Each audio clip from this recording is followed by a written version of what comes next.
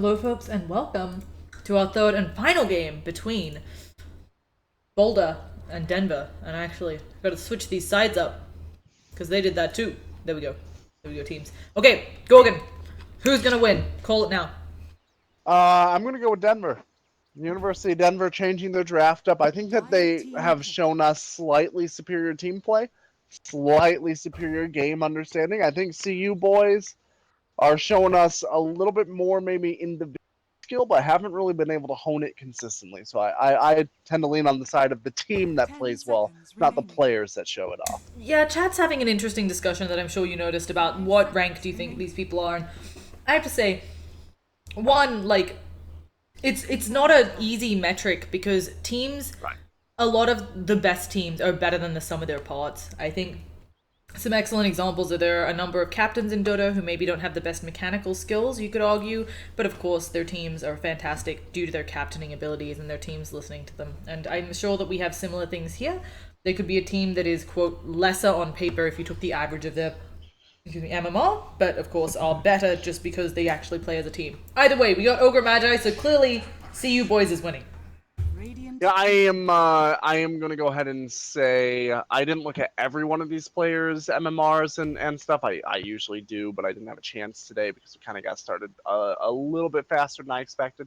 But I didn't see anybody lower than 4,000 MMR on either of these teams looking. So unless I missed one or two, you're probably talking about an average of high 4K to mid 5K. Yesterday we had a team that and one of the yesterday with two of the teams that will probably be favorites moving in toward the playoffs, right?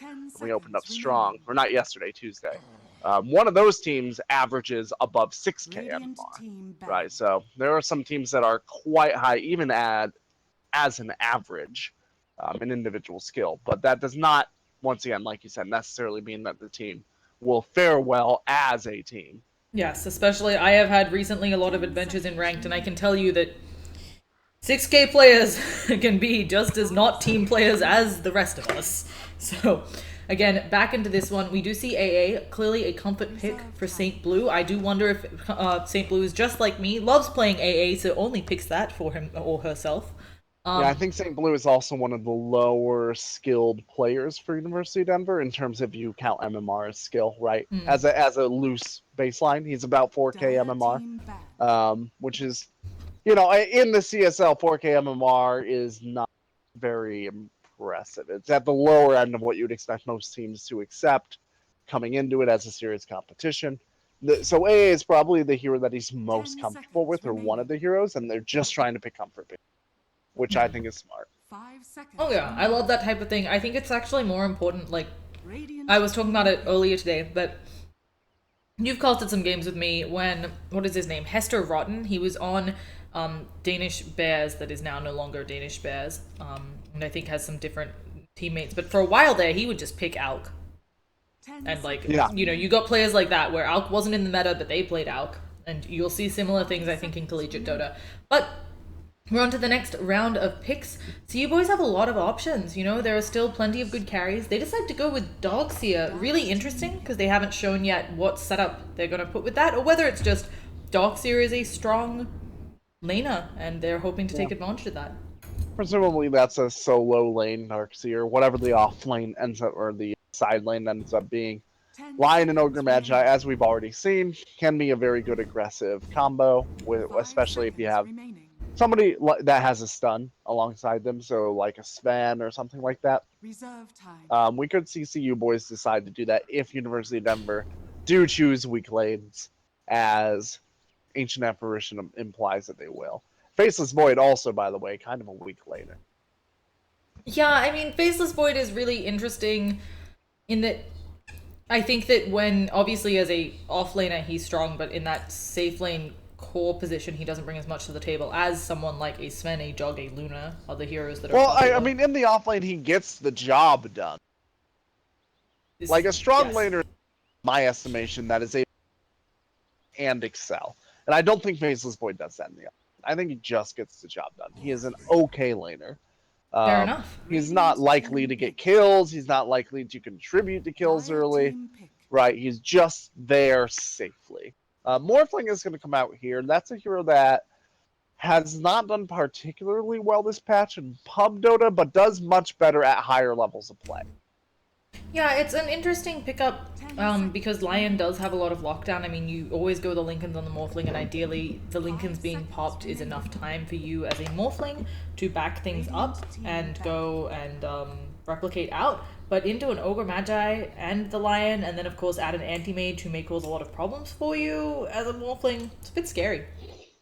Yeah, and the Kunkka coming out here as well can do some tricky stuff with the Morphling. 10 seconds Can also remaining. be a really good hero for locking that anti-mage down, or at least holding him back 5 from seconds blinking away remaining. with the X marks the spot. But Kunkka did recently, earlier this week, get a couple of Dire nerfs, team so the Torrent specifically now has a really long cooldown early in the game.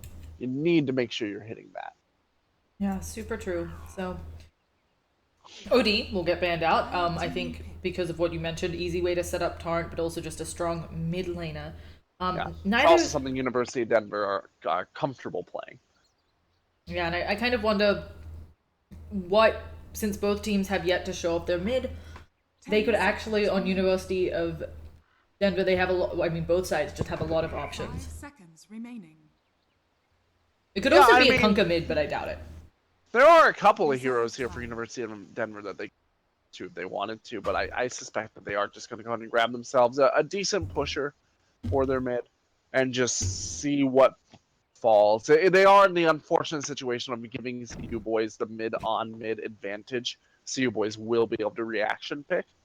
Um, I think the Tinker, getting rid of the Tinker here was a pretty smart call. Now, not only does Tinker screw up the Faceless Void really bad by both the laser mischance and the Chronosphere, but also letting that march the machines over swaths of area.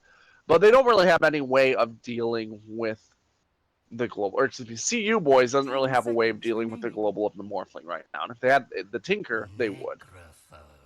Okay, so Necrophos Radiant team pick. trying to figure out how that makes their lanes. They could run the Necro mid, right? But they could also run the Kunkka mid if they wanted to. I think. Well, so that's the Earthshaker player. Who would go Okay, they are going to run the AA mid, it looks like. mid? No. Yeah, this is not super uncommon. Jackson was playing the mid before, right? Yes, but no. Prepare No, for but he's battle. playing support because he bought support items. Okay, never mind. It is gonna be Juan on. Hey, it looks like a Juan's gonna mid be Necrophos. There's nothing wrong with that. Actually, one of the better heroes to go up against. Well, yes and no on the Puck. Puck's like tricky, but at least with Necro you have Sadist. So you're just kind of being a pain to the Puck since Puck is hard to harass, but Puck is still going to be able to dodge a lot of what you're doing. Yeah, but I mean, Puck is going to be really good at dodging. Not a good thing. Should go up against that very well, but you don't necessarily expect the Necro to get zoned out either, right? He just will probably play at a slight disadvantage. Yeah. Well, we'll have to see. Ward already placed. Interesting placement by the Ogre. And I'm a little surprised. Ogre and AM, not a pair that I've seen as often, but Ogre and Lion should be able to smoke and make a lot of space for this AM.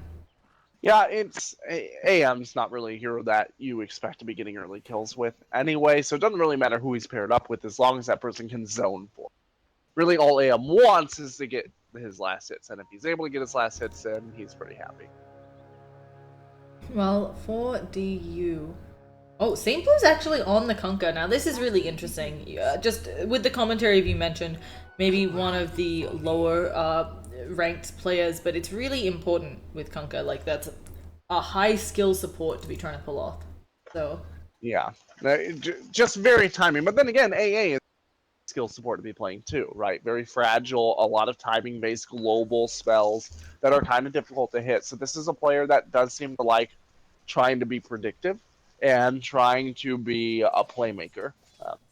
So presumably some of the skills from AA will translate to Kunkka in terms of landing that ghost ship and landing that Torrent.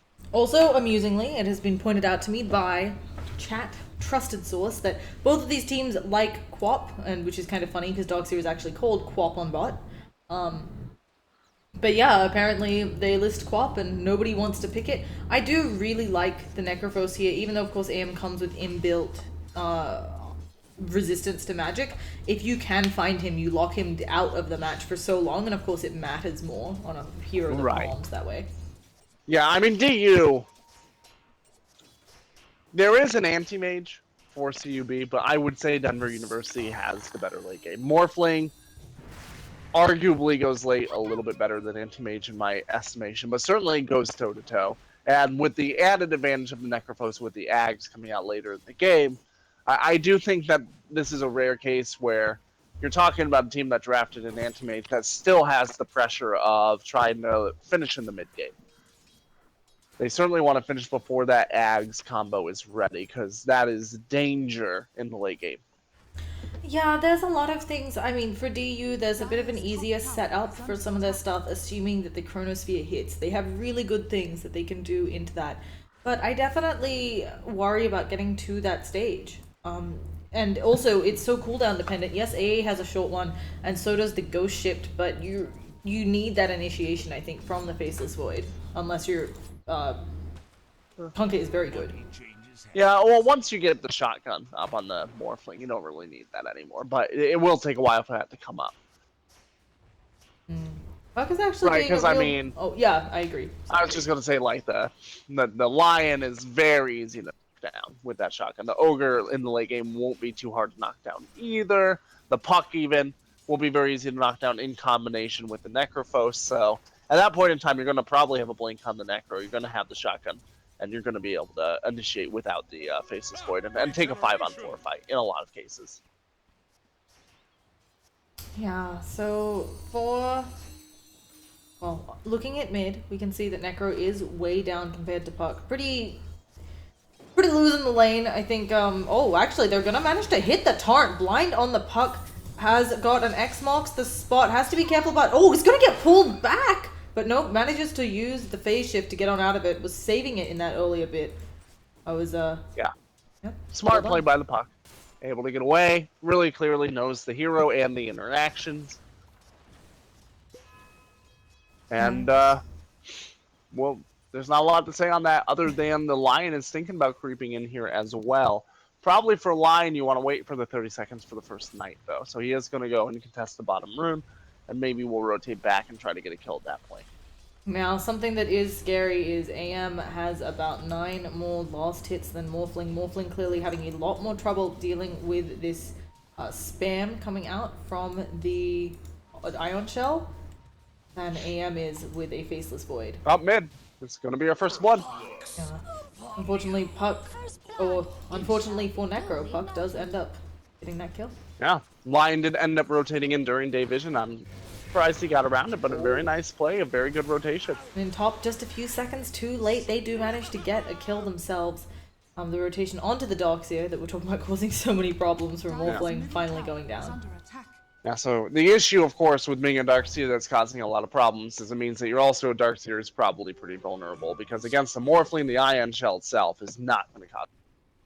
So if you are slowing that Morphling down, you are definitely putting yourself at risk.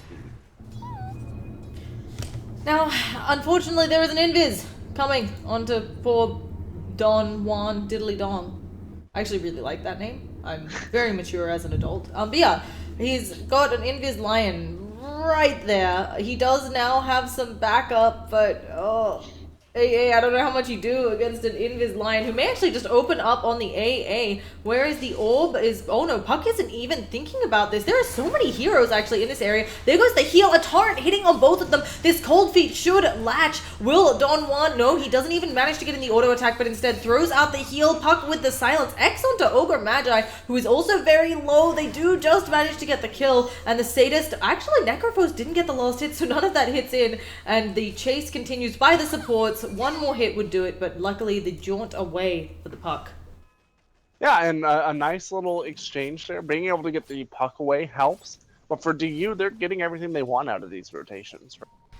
They haven't really been punished for it so far. And their mid-game can be very scary if this Necrophos gets off to it. Once that ultimate starts ripping through, along with the Ancient Apparition, along with the waveform through, you're looking at 2 at least, if not 4 heroes on CUB that can be erased with absolutely no warning whatsoever. Yeah, I mean, Now this is a flea. there's up and downsides, but I think that for DU, especially with already Kunkka has been doing very well. I think definitely better than I thought with like the fact that there are unassisted torrents being hit right now. Yeah. That's really terrifying because you do need some setup generally, especially early as the Necro to get in and use that ult. But if you have a Kunkka who's hitting these unassisted torrents, that's your in. That's like just getting rid of a lot of issues the Necro has early. So hopefully this will be something that DU will get. But here comes maybe a little bit of a go. Oh, the Lion nice stun, and rotation. Don Juan in a lot of trouble getting silenced up here. Also in the Dream Coil, Ogre Magi coming in is going to just use the ult and manages to get it there. Very, that- very nice. Oh, it wasn't a Reaper Scythe kill? I'm not sure. I think there was an auto attack that landed as well. Yeah. Wait, what's yeah. I think the auto attack landed right after the Reaper Scythe clipped him. There might have been a No, I tower think it hit as actually well. was it was I think a Reaper Scythe kill because look at the Puck's death timer. It's like 10 seconds no, longer, you're right, right? you're right. So I wasn't sure because I'd forgotten because you know how Necro got nerfed. I was like, wait, how much time does it add? So, but yeah. Yeah, well, we're very early in the game too. I defaulted to your concern. No, I was should looking not. at it and I didn't look like the puck was low enough, but of course AA is there with that ice vortex and it's just hard to on the fly calculate these things. I mean, yeah, with the tower hits coming in as well, and with the AA, that was a nice turn by the Necrophos. Oh, the torrent onto Ogre, but not so much going to follow up under the tower. So, another interesting thing I do. Oh, actually, I think we've got Murder in the. Oh gosh, who will win? He's morphing strength, and it's going to be enough. Has enough damage despite a mass amount of strength morph coming out to knock out the dogs here. Denver University doing a very good job of protecting the team, of opening up the space for the Morphling so far. I'm not seeing a lot of objective-oriented gaming coming out of their opponents. The Radiant side, the AM, continuing to farm up. He is way on top of the last hits denies, but how fast is he going to be, getting his power spikes? Oh, another Dream Coil. It does manage to land onto two, but unfortunately for Puck, not looking like he can do much. He does get pulled back, but the Torrent does not latch this time. And Don Juan Diddly Dong needs to be a little bit careful. The Diddly Dong himself getting gone on, but they are ready to turn. Faceless Void coming in, has the Chronosphere, but how do they close the gap? Maybe they're just going to do it to the Ogre Magi. They may just bring... Oh, no, we're just looking pretty. And all of that for nothing. Yeah, right, that's all right. They're going to just force an engagement by sieging onto the tower, I assume. They still have... Here we go. Faceless Void does manage to get it off. There should be a Reaper Scythe. It may not be enough damage, and yeah, it's exactly what happened. Instead, Faceless Void will go down. They really needed the Ice Vortex there to bump it up. Yeah, they also needed that Reaper Scythe to go out at the very end of the Chronosphere. There's no reason to do it earlier, right? But then you get by the extra second of stun. There's no real damage to speak of coming out of the Faceless Void. He does not have the attack speed to do anything. That's one of the downsides of the offlane Faceless Void. So he really doesn't do anything with the Chronosphere. Little He relies stone on his Necrophos. team. Just having a he'll- little bit of mana issues. Walks it off. And now Doc's here.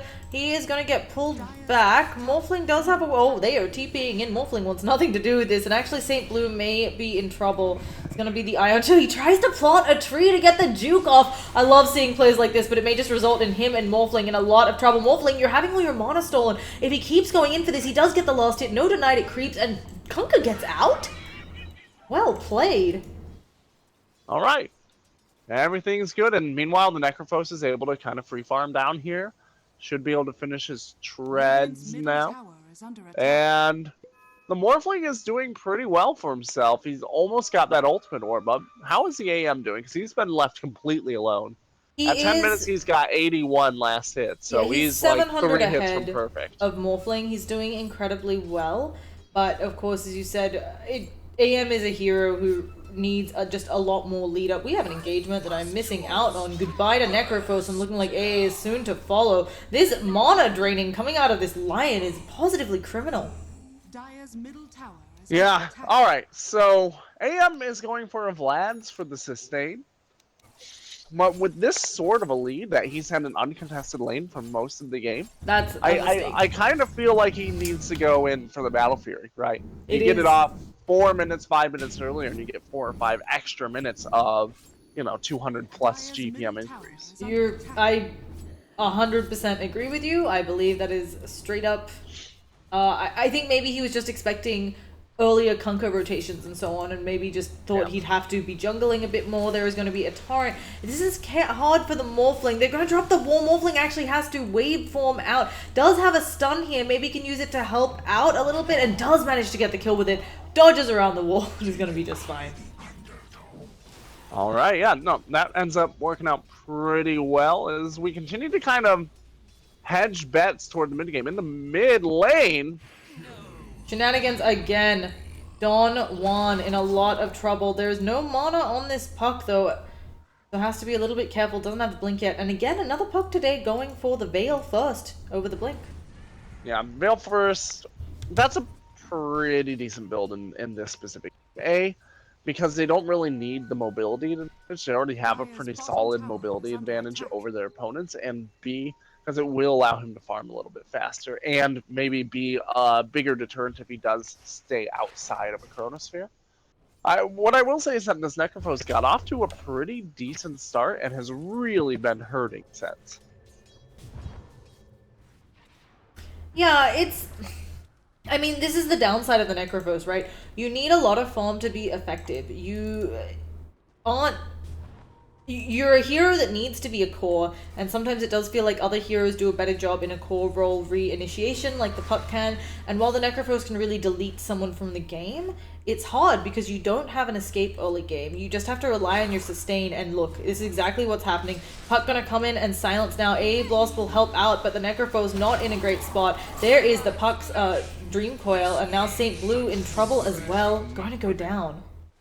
Dire's So I used to really love running Necrophos as a 5-spot support, and it can be done, but really, if you've ceded the sort of advantage that comes out of a mid lane to a Necrophos, that Necrophos needs to get going very, very quickly. And he is building into a Helm of Discord. I'm totally, you can tell it's getting late. I'm losing my mind here.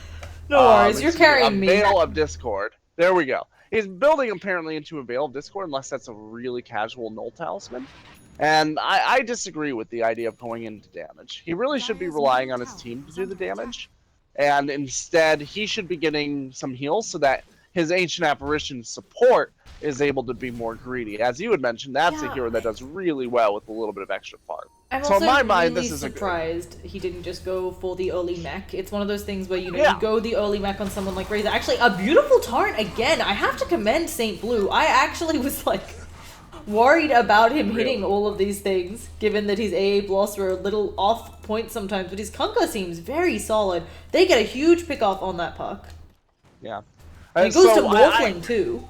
I think for the Necrophos, the play is to rush Greaves out of the mid lane, right? Null Talisman into Greaves would be great, and that allows the Ancient Apparition potentially to get a Hand of Midas, and then be able to go into the late game, and then you just buy time until the late game. You knock out the Anti-Mage one time with an Ganem Scepter, so we cannot buy back, and you just win.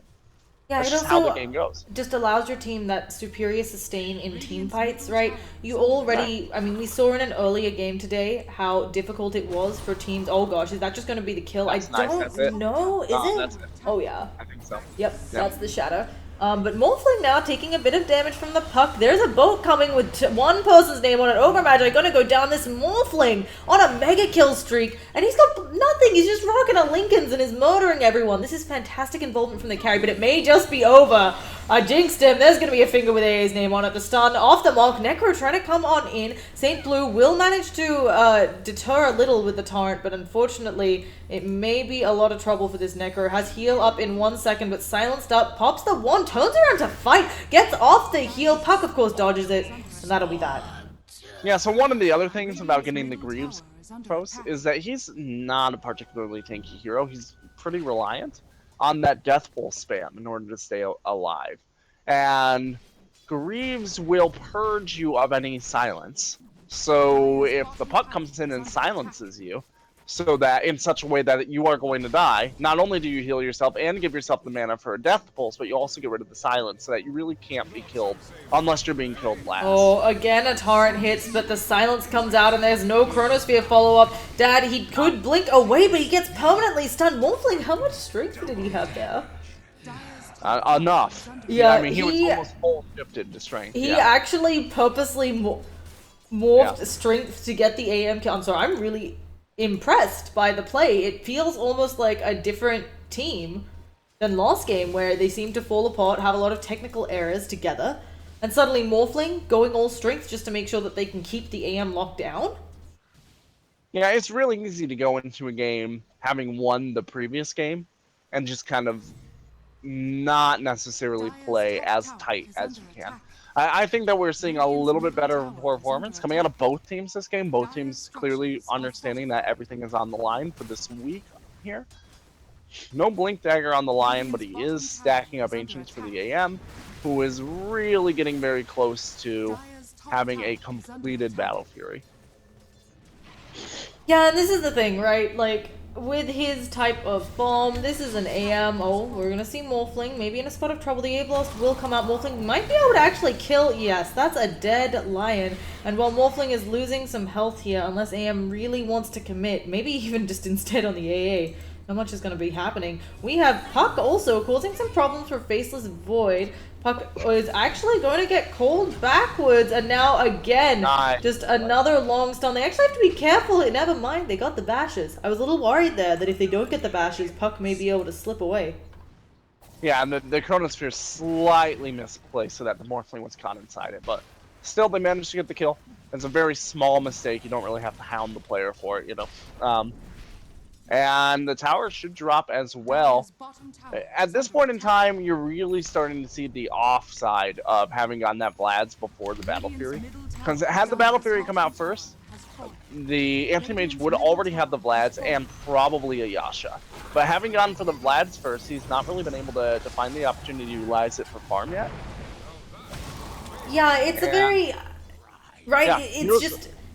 odd, especially since I think he must have expected that this aggression that we're seeing now would have come out earlier.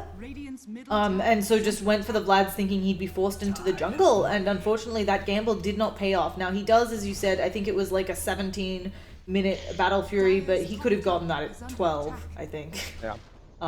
And... Right. Could have gotten it at 12, which means he would have had the Vlad's by 14, maybe 15.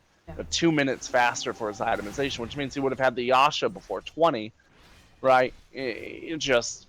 But now the aggression is starting to come out of DU, and that stage of the game where they're just able to literally erase heroes off the map that I was referring to at the beginning of this game. Like, that is... We are well in the motion of that. Hopefully they can sustain it on DU. Something else I wanted to mention that I thought was really funny is he is going for the mech now on the Necrophos. I think he's actually going for a pipe. Oh, is it? Oh, yes, it is. On. Well, he has a buckler and a headdress, so... Right? I do think it's really odd to go the mech and not go the Guardian Greaves, but, and I've done this, but you shouldn't do this, but I've done this. I definitely, when you maybe expected somebody else on your team to go it, because maybe a misunderstanding, I've seen a couple clunkers go Greaves before, maybe you thought that, and then you end up having to go back for an item oddly like this, or just one of the old Razor builds, right, which used to be, especially before Guardian Greaves treads into... Here we go, we are going to see the immediate pick off on the AA. This does make the team fight harder, a vacuum back onto 2, Lion just fingers down Kunkka, and suddenly all of the team fight for DU, it feels like, is gone. They do have a Chronosphere here, but where is their follow-up damage? With no mana on Diddly Dong, they're not going to be able to do it, and Faceless Void just has to walk away. That is a situation where having a Morphling would have been very nice. Morphling was out dancing with Anti-Mage, and CUB knew it. That was a brilliant play by them. The Morphling is gone. They can absolutely engage anytime they want. Yeah, I think... Radiant's bottom tower is under attack. Yeah, just an incredibly difficult one there, and I think... It's just showing the power of what we talked about earlier in this series. Whoever's getting the jump is just going to win these engagements. A-Blast going to try to open up. It is going to clip the Puck, which will disable his blink for a couple seconds, but They need some more than that, and now AM again fighting the Morphling. Morphling actually has the Lincolns disabled, suddenly can't move around. The rest of the team needs to help. Maybe even, oh no, the Chronosphere comes a second too late, but this is going to help the boat hit. Does manage to go onto Dad, but it's not enough damage. They do get the X marks the spot off, but the AM is still so hard to lock down. Never mind, Necro is going to take him out of the game. Can they get anything more here? Puck with a big old silence. AA is stuck up there, just trying to put down those ice vortexes. He may actually get the stun out here. Multicast are not enough on Don Juan Diddly Dong. And now St. Blue, maybe he can live, get off a torrent. He will be getting off that torrent. Don Juan getting more kills. AA still just hitting people up from that high ground, doing mad work. But this may be the end of Don Juan. He's got another heal up. Puck finally realizes, what is Jackson doing up here on this AA, and decides to back on out. And that was a team fight. I like how the AA was up there on that ledge for Entire time. 40 seconds, auto-attacking with his Midas off cooldown. And like he's just throwing out auto-attacks next to his Centaur. Yeah. But luckily, arguably for both teams, cores do survive. Apparently it was slightly in dire favor. Probably just the order that the heroes died in. And of course the AM kill, really huge. They did get the Reaper Scythe there. Yeah, any trade that doesn't give very much to the Radiant is in Dire's favor, because Dire goes late better. Right, so any time buying exchange is good. Especially if it's a time buying exchange that takes away from Anti-Mage's time to farm. Yeah,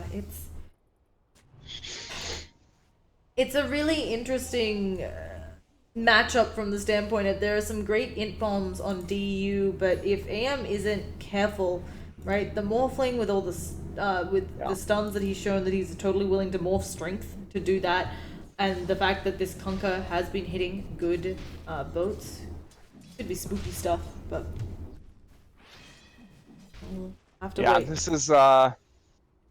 This is getting to a point where DU, as we saw, the Morphling is gone. DU are very much in trouble if the puck decides to initiate. But if the Morphling is there and doesn't get initiated on, then up top. Yeah, And puck will get away. I'm actually really impressed again by Z King's farm. He may be about to die here, so maybe I spoke too soon. But just doing a really good job keeping farmed, and death will get used up. Will his teammates know? They're not really coming in, so he's in a lot of trouble. Is morphing strength, and actually Puck deciding to back on out. I think worried that more are coming in. Puck is like hiding around here. Here comes the Faceless Void. They may just Chronosphere this, and yes they do. Dad is on the edge though, killing off these allies. Does end up walking into the Chronosphere, but it is enough to get one very low. Faceless Void's gonna fall as well. It's a bit of a disaster. They do get the kill, but it's not a Reaper Scythe one, unfortunately. Illusions fighting each other, and Morphling just trying to get out while his Replicate does some damage control. They do still have the Ghost Ship, so Don Juan tries to TP out, won't be able to, and yeah, maybe the Ghost Ship will help save the day, but one last auto attack does end up picking him off. No! St. Blue's gonna try to go for the torrent, and it's not gonna hit. Well, not going to hit the right person, at least. Yeah. That was a dangerous precedent to set for DU. That they did not win that fight, that they allowed that engagement to start off their own terms. They can definitely lose this game between 24 and 40 minutes. They really start to take that late game advantage that we were talking about, probably around 35 minutes, depending on the way that the Necrophos itemizes. And especially considering how late that mechanism came out, they might even be offset a little bit more. That's a lot of time for this Anti-Mage to kind of roll around as king. Double damage. Yeah, I'm getting worried again. Of course, the AM pulling ahead 4,000 gold. A bit more than that, but really just 4,000 gold, and gonna have a basher up soon. These things cause a lot of problems for the Morphling, and I'm not sure that they have the greatest of responses. Even though the Blade will be up soon, that helps with picking off supports. So we'll just have to see what they end up doing on DU. Again, a good Chronosphere Reaper Scythe means they can take AM out of the game, but it's catching them. Yeah, this is... it'll be interesting to see how DU try to buy time. Well, maybe Horn's not killing gonna be there. Lion is going to be the way to do it. A-Blast, unfortunately, is off the mark, and Lion may just walk away. Blink. Oh, gosh, they're going back in. AM going to work on burning all the mana. This is an int bomb. The rest of his team's just trying to get on out of there. There's going to be the Dream Coil. AM actually stunned, but the vacuum back. This is not looking good for DU. They're in a lot of trouble here. AM jumping forwards now, burning mana from the Faceless Void. There's going to be a stun. Again, Necro, they're just taking a really long time to burn him down instead of killing him all at once. Kunkka ends up going down, Morphling unable to get the kill there on the puck, and we actually see a smoke in the base. I think they were hoping to set up for a chrono, but there's no mana. Yeah, I didn't see why that smoke came out. Maybe there was a projectile that they needed to disjoint. Was anybody that low? No, I think Dire's it middle tower is under may attack. have been attempting to set up a chronosphere or a misclick. Okay. Well, unfortunate that the smoke was used like that, but they don't really seem to have that many opportunities to actually go out and smoke anyway as a small consolation. Yeah, AM then shows off the Oh, modular boy. multicast. They disabled the Lincolns and the Silence, and there's nothing this team can do. Morphling is out, and vacuum down to the low ground is AA. This could be Rax. Get up if you can. Morphling does have a buyback, but AA does not, and that is a big component of their strategy. Buyback right now, probably. Buyback right now, then. There it is. Okay. A little delayed. The Necrophos does have an ultimate here, but they need to catch the anti-mage with it. I think really unfortunately a lot of this comes down to Faceless Void did not go for the initiation build. He went for the carry build. Right? He could have had a blink here. They could have made the jump, but he went for Vlad's and now he's going for Diffusal or Manta. Yeah. I think there are a couple things that you can point to. One of those is just that they're not supposed to be winning at this stage in the game, right? They should be falling behind because the anti-mage is going to get going. Morphling is not going to get going quite that fast. And the Necrophos got off to a very bad start. Unfortunately, they just have the Faceless Void picked off again. Feels like we may have seen the lost chrono of the game a while ago. There's the int bomb of the Necrophos, and no one will be getting ultied today. Morphling will try and do what he can. Unfortunately, that buyback puts him really far behind on that shotgun, and you're just a Morphling walking around with a Ghost Scepter as your teammates get picked off here. The boat's coming in, but will it hit anyone? No, it just goes over the head of the AA, who dies anyway. Dead for another 47 seconds, and this may be the death throws. Rax in mid going down, and AM's not done yet. Just picking off the Morphling, taking all his mana. He tries to morph strength with the Ghost Scepter, but it doesn't matter. They got the Rax, and they can get more. Yeah, and the Morphling is going to have to go back and heal and wait, and this is going to be another set of racks. At least EU is a team that's going to be able to come back from this potentially, or would be able to come back from this if they had the tools, but they really don't. And part of it, I really do think, is that this Necrophos laned as a core, but didn't build that way.